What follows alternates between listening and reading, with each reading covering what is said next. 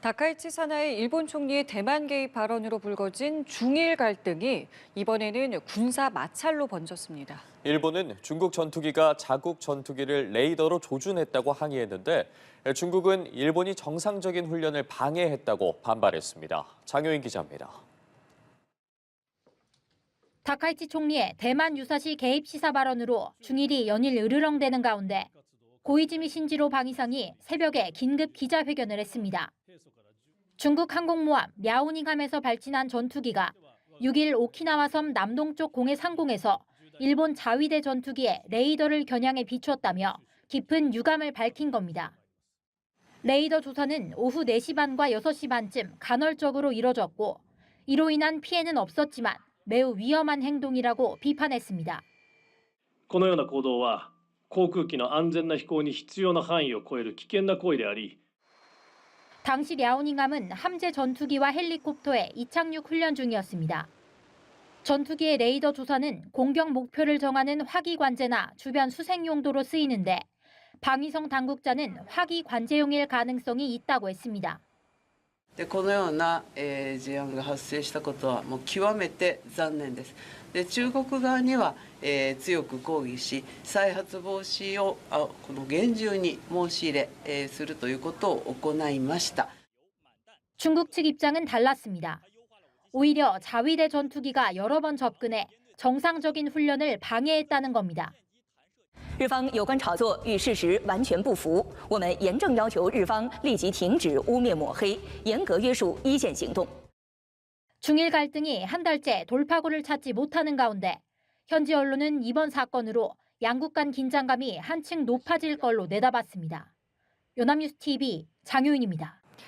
일본 오키나와현 동쪽 섬들 사이에서 중국 항공모함 함재기의 이착륙이 처음 확인됐다고 NHK가 보도했습니다.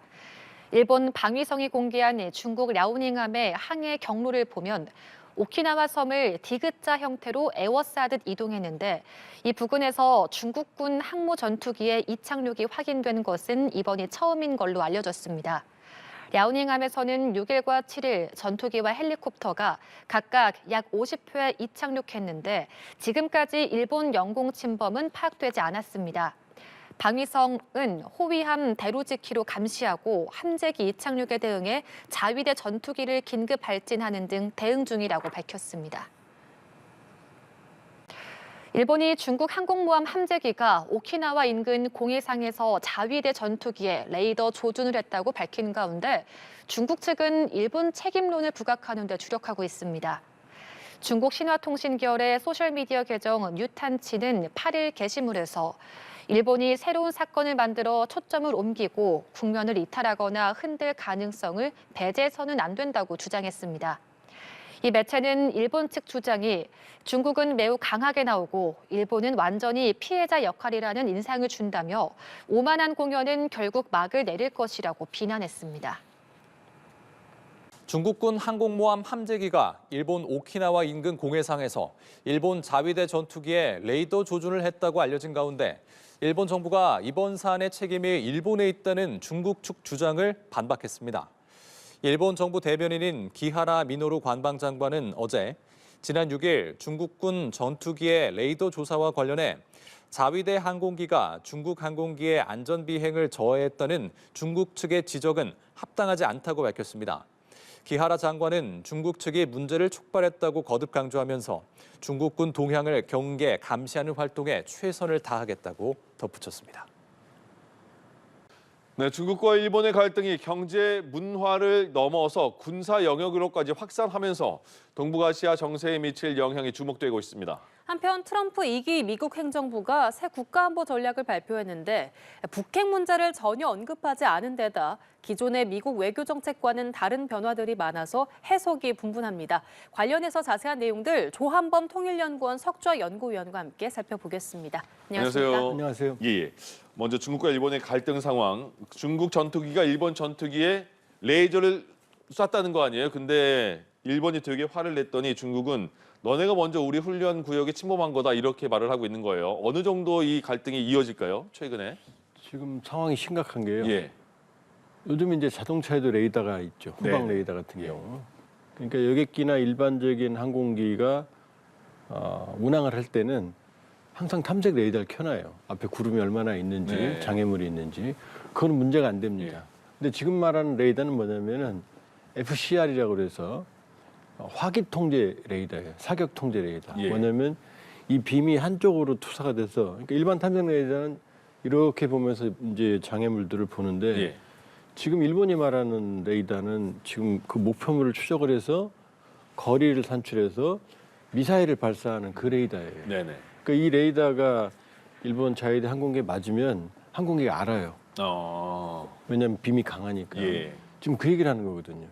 그러니까 지금 문제가 되는 게 뭐냐면 지금 랴오닝 중국이 가진 항공모함이 지금 오키나와를 돌아서 일본 동해까지 지금 일본을 포위하는 항적을 거쳤고 네. 여기에서 이제 100여 차례 이 출격을 한 거거든요. 그건 사실은 일본을 포위 공격하는 훈련을 한 거예요.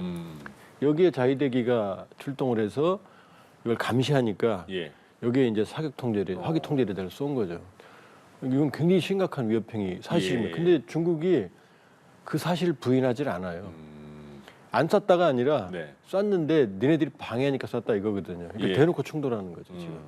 우리도 2018년에 광개토함과 일본 해상 초계기 P1이 서로 이제 맞아요. 사건이 있었거든요. 예. 근데 우리는 안 쐈다 그랬어요. 일본은 쐈다 그래요. 네네. 이건 아닙니다. 중국은 쏜 걸 부인하지 않고 네. 방해했기 때문이니까 충돌의 강도가 굉장히 높은 거죠.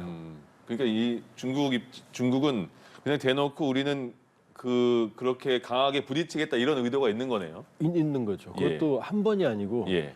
지금 두 번이나 했으니까 오발적이라고 볼 수가 없죠. 아, 알겠습니다. 네, 지금 일본 내에서 다카이치 내각의 지지율이 견고하긴 하지만 일본인들의 절반 이상이 그 발언으로 어쨌든 중일 갈등이 촉발이 됐잖아요.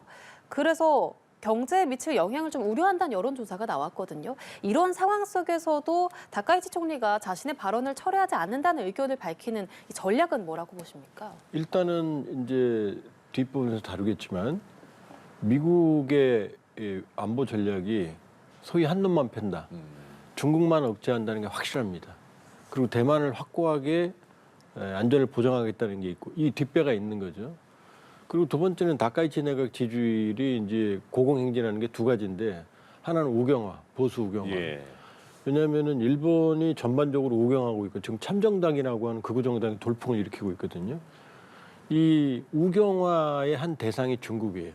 중국의 위협이 부상하면 예. 일본인들이 불안해하거든요.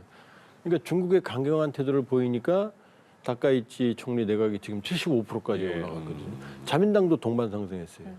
그러니까 차기 총리로 여겨지는 고이즈미 신지로 같은 경우도 오히려 오버하거든요.